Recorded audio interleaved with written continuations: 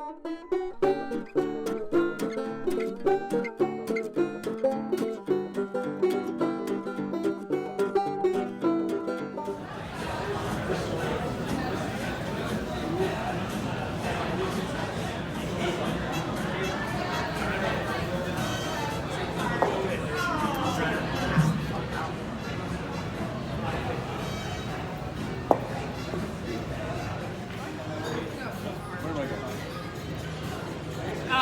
might come over here. We can also ask this very nice lady to I'm totally like posing. I was like, oh, let's get together. I need to fix my hair, and it's I got too my late. work hat.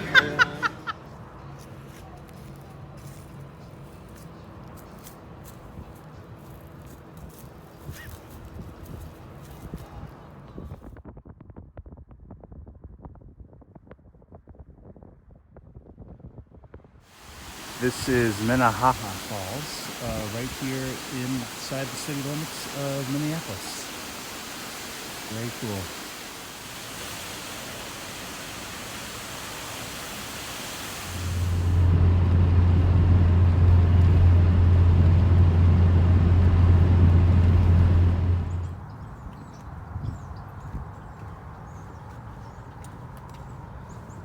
The city of Chicago.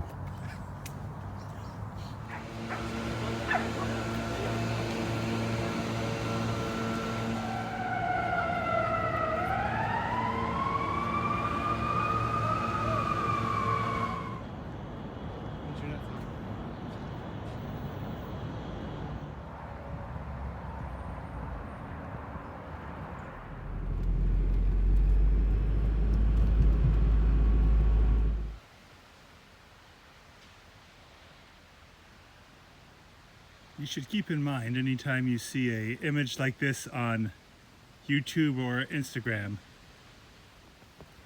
there might be a slightly different reality.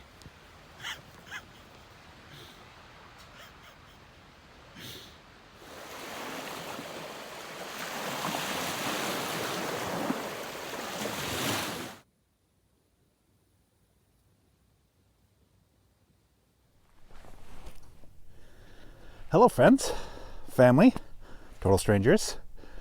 Today's video is about the beet harvest. This is the first of two episodes about the beet harvest. This one is about whether it is financially worth it to drive across the country to the beet harvest. And especially considering most people are coming in our big gas guzzling RVs. So, and yeah, North Dakota is middle of nowhere. It's not very close to a lot of population centers. So, yeah, before I get into that, I should say I'm currently in Michigan. I am on some lake or another, south, about 45 minutes south of Traverse City, Michigan, so Lower Peninsula. Very nice here. And yeah, I'm done with the beet harvest, so I finished October 31st, and I left November 1st from the campground. And I went to the opening footage was I went to Minneapolis to visit some friends that I hadn't seen in a long time, and then I went to Chicago and visited a friend. And that footage is in there. And then I did stop in Grand Rapids, Michigan, and visited another friend there, and now I am here. So, yeah, let's get right into it. So I had a comment when I announced that I was going to the beet harvest with somebody asking me a question, and I think what he or she said was, you know, it looks like you're based out of the Northwest. Is it worth it to drive, you know, considering the gas mileage for most people that would be doing it, is it worth it to drive all the way up to North Dakota to do the beet harvest? And I think it depends. So for my situation, I have a van with good gas mileage. Yes. So yeah, let's get into it. So if you have a van with good gas mileage, I mean, for instance, at current rates, and they pay double time on Sunday, just a Sunday shift is worth $400. One Sunday shift is worth $400. So, totally worth it for me. I get great gas mileage. But if you're based out of somewhere, I think this is where the question was a little misplaced because it was on the assumption that I was based out of the Northwest. I'm not based out of anywhere. So I really just worked this into my travels. So there's things that I wanted to see. I've been wanting to go to the Theodore Roosevelt National Park for years. I did that. I also went to Devil's Tower, which was great. And yeah, I've never been to North Dakota. I haven't really been to South Dakota before. Never been to Minnesota. I drove through Wisconsin on the way down here. So I've got to see a lot of things that I haven't yet. So great. So I would say it's totally worth it if you are a true nomad and you just work the beet harvest into your travel plans. Or say you're going to visit some people like I'm doing, just work the beet harvest into your route. Totally 100% worth it that way. And yeah, I think that's mostly who it is for. It's for nomads and it's for people who live kind of locally. So if you're a true nomad, yeah, you just work it into your route and you find cool places to visit before and afterwards. And yeah, that's that. If you're based out of somewhere, like say you pretty much stay in Arizona, is it worth it? Or if you're planning on going down to Arizona for the winter, is it worth it to go all the way up to North Dakota to work the beet harvest? I think it depends.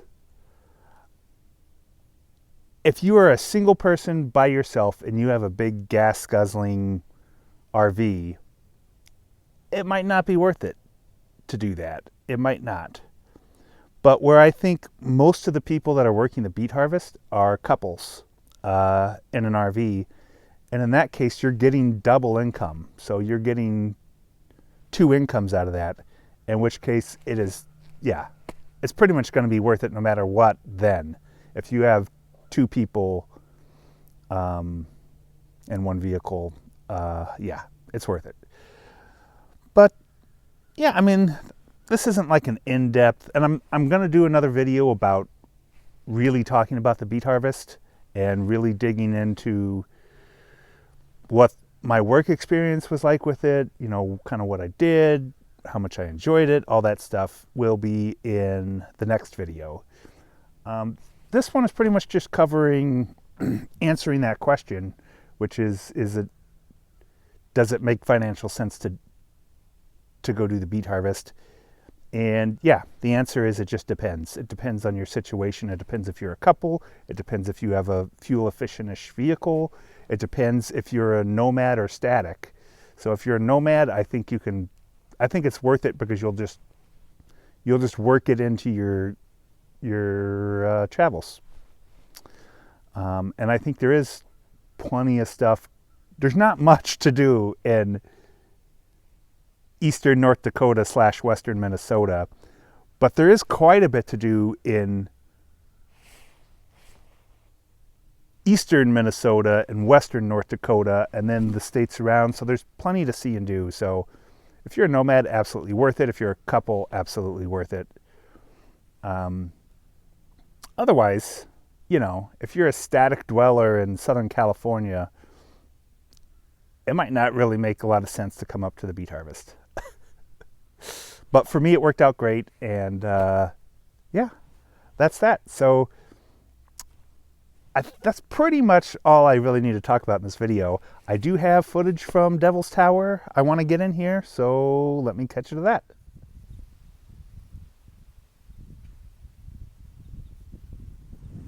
This is the Belle Fourche, however you pronounce that, river. And there's Devil's Tower. And there's my van. So yeah, I've got a pretty nice campsite. Just wish those stupid phone lines weren't there.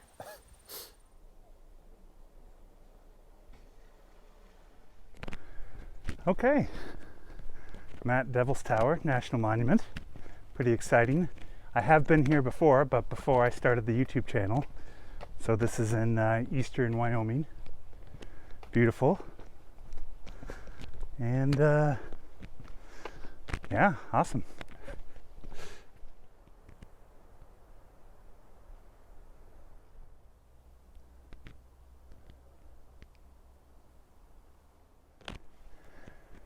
I realize I should probably be giving some interpretive information, but I didn't really look anything up. Why it formed or any of that. Hopefully there'll be a plaque along the way.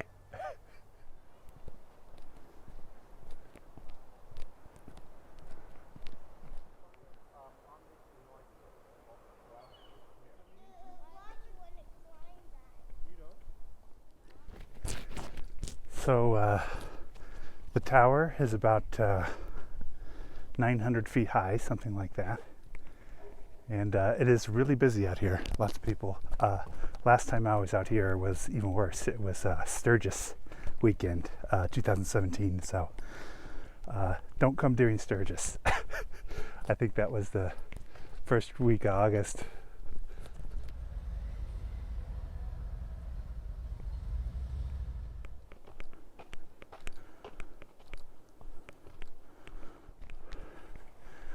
Okay, so I'm now on the Redbeds trail, and so this is the outer loop.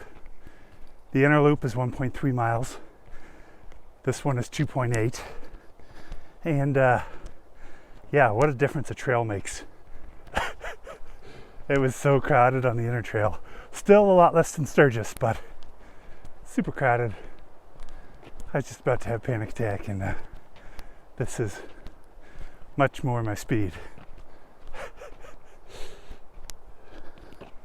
And yeah, I had a hard time being able to talk to camera on that trail either, just because there's so many people and I'm a bit self-conscious, and I also just don't want random people in my video. Like, I only put people on my channel if I have their permission for the most part. So anyways, yeah, so the tower is kind of well known to my generation because of Steven Spielberg's movie Close Encounters of the Third Kind.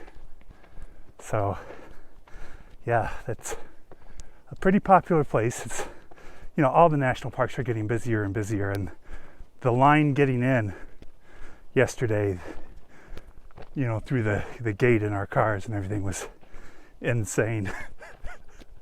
And this is late September, so yeah, it's parks are getting crushed right now, and they don't really have the infrastructure at the gate to handle all the traffic, but yeah, that's, I feel like when that's the case, that's when you have to find these trails where you can, I mean, some people are totally fine on that other trail, constantly passing people, constantly walking behind people, constantly moving out of the way. Some people are totally cool with that, but that's not really the experience I like to look for. So this is much more my speed, and even if I'm not as close up to the tower, I'm going to enjoy this experience so much more.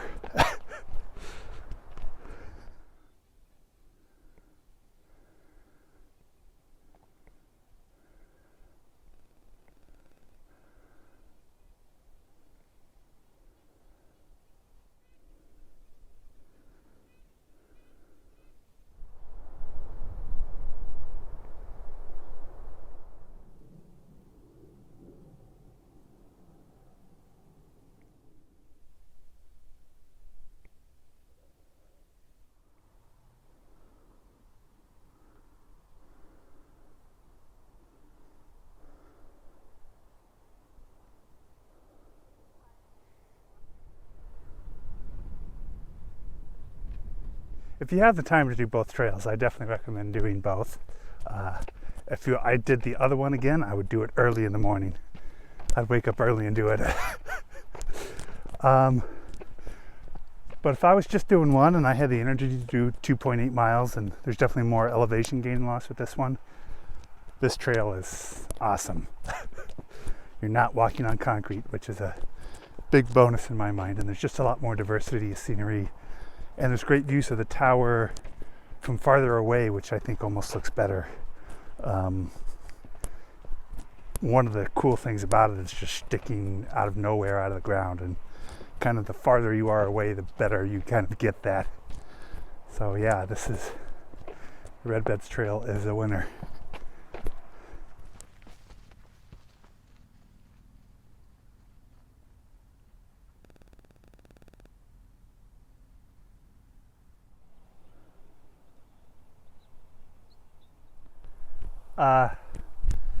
It is absolutely nuts how many people hike the Tower Trail and how few people hike this Redbeds Trail. But yeah, I think the Redbeds Trail is awesome. Much more my speed. Devil's Tower was really cool. Really enjoyed it. Stayed at the campground there. And then I went to encamped up above Deadwood, South Dakota, at Roosevelt Mountain, I think it was called, and I will show you that footage.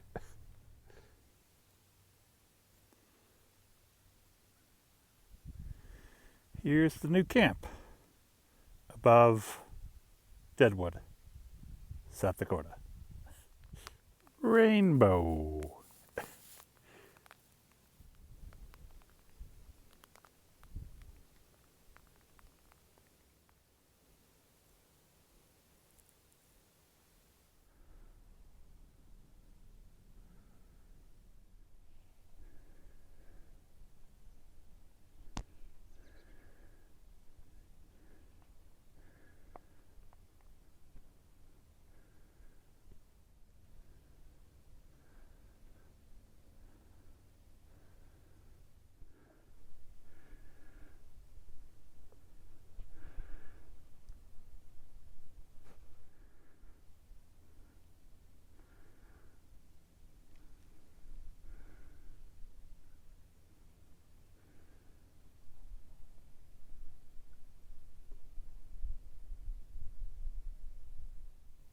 So yeah, that was fun. And that's